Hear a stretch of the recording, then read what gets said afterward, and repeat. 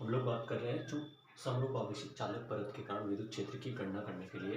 तो समरूप आवेशित जो चालक परत है वो एक समान रूप से आवेशित एक चालक परत होती है, उसके कारण हमें विद्युत क्षेत्र की तीव्रता ज्ञात करनी है। तो सबसे पहले देख लीजिए, यहाँ पे एक चुंबकीय विद्युत क्षेत्र की दिशा हम निकालते हैं।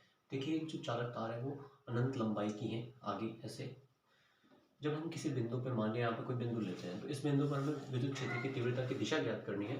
तो क्या करना पड़ेगा कि यहाँ पे हम कोई भी अल्पांश मान लेते हैं। यहाँ पे अगर हम कोई अल्पांश मानते हैं तो इस अल्पांश के अंदर कोई आवेश होगा प्लस। यहाँ पे भी अगर हम एक अल्पांश की कल्पना करें तो यहाँ पे भी क्या होगा, प्लस आवेश होगा। अब इस प्लस आवेश के कारण विद्युत क्षेत्र क्या होता है, आवेश से दूर होता है। तो अगर यहाँ पे बात करें तो इस बिंदु पर जो विद्युत क्षेत्र होगा वो यहाँ प्लस से क्या होता है, विद्युत क्षेत्र जो होता है वो प्लस आवेश से हमेशा दूर होता है। तो अगर हम यहाँ से निकालें तो विद्युत क्षेत्र क्या होगा, यहाँ प्लस से दूर होगा। इधर से देखिए, यहाँ पे भी प्लस से क्या होगा, विद्युत क्षेत्र दूर होगा।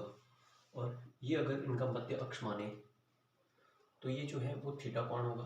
अगर ये थीटा कोण है तो ये भी कोण क्या होगा, थीटा होगा। ये भी कोण थीटा है, क्योंकि दोनों जो है छोटे छोटे अल्पांश जो है वो समान दूरी पे है, मध्य अक्ष से समान दूरी, मध्य बिंदु से समान दूरी पर स्थित है। ये वाली दूरी और ये वाली दूरी सेम है, तो जो दोनों एंगल होंगे कोण क्या होंगे, सेम होंगे।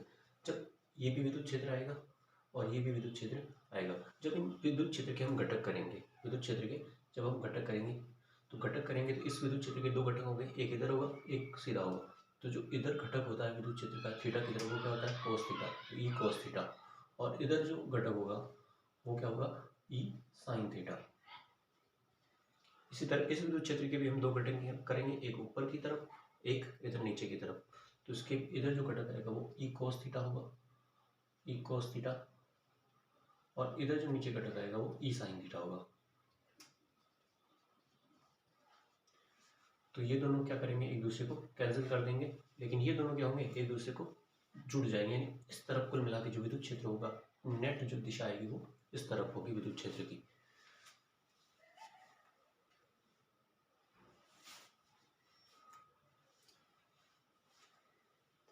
अब हम इस परत पे हमें विद्युत क्षेत्र की दिशा ज्ञात, विद्युत क्षेत्र का परिमाण ज्ञात करना है। तो हम इस परत के ऊपर हम एक बेलनाकार गाउसी पृष्ठ की कल्पना करते हैं।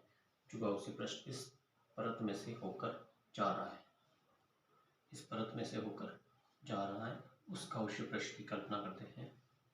बेलनाकार गाउसी पृष्ठ जो इस परत में से, ऐसे रखी परत में से जा रहा है, बेलनाकार पृष्ठ है। तो इस पृष्ठ की अगर हम कल्पना करें तो इस पृष्ठ के चार हिस्से हैं। एक ये दूसरा हिस्सा इधर होगा, ये वाला, तीसरा हिस्सा ये वाला होगा और चौथा हिस्सा ये वाला होगा। तो चार हिस्से हैं टोटल। इन चारों हिस्सों के कारण हमको विद्युत क्षेत्र की तीव्रता अलग अलग ज्ञात करनी पड़ेगी। तो अगर इस पूरी परत का जो कुल विद्युत फ्लक्स है, विद्युत क्षेत्र है, तो विद्युत फ्लक्स जो है फाई, उसका जो सूत्र होता है फाई का, वो होता है E D S cos theta, E D S cos theta. तो ये E D S cos theta जो सूत्र है वो हम इन चारों पृष्ठों के लिए लगाएंगे, 1 2 3 और चारों पृष्ठों के लिए लगाएंगे। तो जो कुल फ्लक्स होगा, कुल फ्लक्स जो होगा फाई जो होगा वो इन चारों सतहों के लिए होगा epsilon not E D S cos theta. ये सतह मान लो S1, ये S2, ये S3, ये सतह मान लो S4। तो चार सतह है। E D S cos theta कौन सी सतह के लिए, S1 सतह के लिए। दूसरा हम लगाएंगे E D S cos theta S2 सतह के लिए, प्लस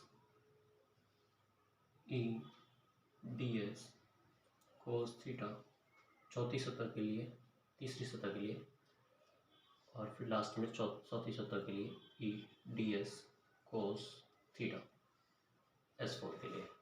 अब हम यहाँ पे थीटा लेंगे। थीटा जो होता है वो विद्युत क्षेत्र ई और एस के बीच का कोण, ई और एस के बीच, यानी क्षेत्रफल और विद्युत क्षेत्र के बीच का कोण है। यहाँ पे देखिए जो क्षेत्रफल जो है, एस जो होता है वो क्षेत्रफल सदिश जो होता है वो हमेशा क्षेत्रफल की सतह के लंबवत होता है। सतह के हमेशा क्या होता है, लंबवत होता है। तो इधर सतह ऐसे है, तो इस सतह के लंबवत क्षेत्रफल सदिश इधर होगा एस। और विद्युत क्षेत्र भी क्या होगा, इसी डायरेक्शन में। विद्युत क्षेत्र भी क्या है, इस डायरेक्शन में है। तो ई और एस के बीच में कोण क्या हो गया, जीरो, यानी थीटा क्या है यहाँ पे, जीरो है। तो फाइव S1 सतह के लिए अगर मान रखे E D S cos theta, तो कोस क्या आ जाएगा, 0 डिग्री, प्लस दूसरी सतह के लिए बात करें तो यहाँ क्षेत्रफल सदिश, सतह ऐसे है तो सतह के क्या होगा, लंबवत होगा। तो जो S है वो इधर ऊपर की तरफ है और विद्युत क्षेत्र क्या है, इस तरफ है। तो दोनों के बीच में कोण कितना हो गया, 90 डिग्री हो गया। तो दूसरी सतह के लिए बात करें, ये S1 सतह के लिए था, S2 सतह के लिए बात करें तो ई डी एस कोस 90 डिग्री, प्लस तीसरी सतह के लिए अगर बात करें तो तीसरी सतह कौन सी है, ये वाली, सेम इसकी तरह होगा।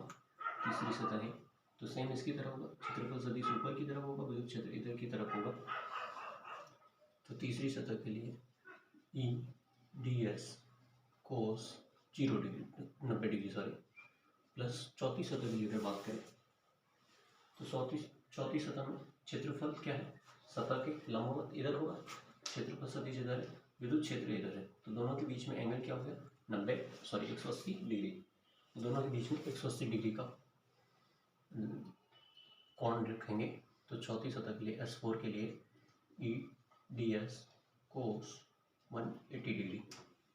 अब इन चारों के मान रख देते हैं। देखो कोस 0 का जो मान होता है वो क्या होता है, 1 होता है। कोस 90 का मान 0, कोस 90 का मान 0, तो ये दोनों हो गए 0।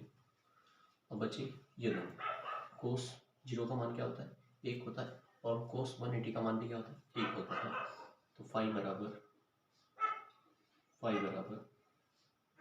S1 सतह के लिए ई डी एस कोस 0 का 1 हो जाएगा, plus E D S S4 सतह के लिए, और इसका कोस 180 का मान भी आ जाएगा, 1 हो जाएगा। जब S का आप समाकलन करोगे यानी ई क्या आ जाएगा, यहाँ से बाहर आ जाएगा, डी एस S1 सतह के लिए, प्लस दूसरी सतह के लिए भी ई बाहर आ जाएगा, डी एस S4 सतह के लिए भी। तो जब डी एस का समाकलन करोगे तो उसका समाकलन क्या आ जाएगा, डी एस का जो समाकलन है वो एस हो जाएगा।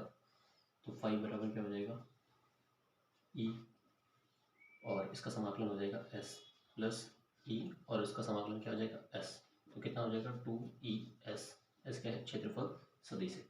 तो फाइव का मान E2ES आ गया है। अब गाउस का नियम क्या है, गाउस का नियम कहता है कि फाइव बराबर sigma Q upon epsilon not. Sigma Q का मतलब होता है कि गाउसी सतह से संबंधित प्लस गाउसी सतह से संबंधित कुल आवेश। तो जो पृष्ठ आवेश घनत्व होता है सिग्मा बराबर होता है क्यू बट्टा एस, क्यू बट्टा एस, आवेश बटा क्षेत्रफल, क्यू बटा एस। तो यहाँ से क्यू का मान क्या आ जाएगा, सिग्मा क्यू बटा एस। तो क्यू का मान यहाँ से क्या आ जाएगा, सिग्मा गुणा एस। तो यहाँ पे हम मान रखेंगे, क्यू का मान क्या रखेंगे, सिग्मा गुणा एस, सिग्मा गुणा एस बट्टा एप्सिलॉन नॉट। ये अपना समीकरण 1 है, ये अपना समीकरण 2 है। तो समीकरण 1 और 2 से क्या होगा, दोनों फाइव है तो ये दोनों भी आपस में क्या होंगे, बराबर होंगे। तो यहाँ पे दोनों को बराबर कर देते हैं। 2ES जो है वो बराबर होगा सिग्मा गुणा एस अपॉन एप्सिलॉन नॉट के। तो यहाँ एस से एस कट जाएगा, तो ई बराबर क्या आ जाएगा, ई बराबर आ जाएगा सिग्मा बट्टा, ये 2 उधर चला जाएगा, सिग्मा बट्टा 2 एप्सिलॉन नॉट।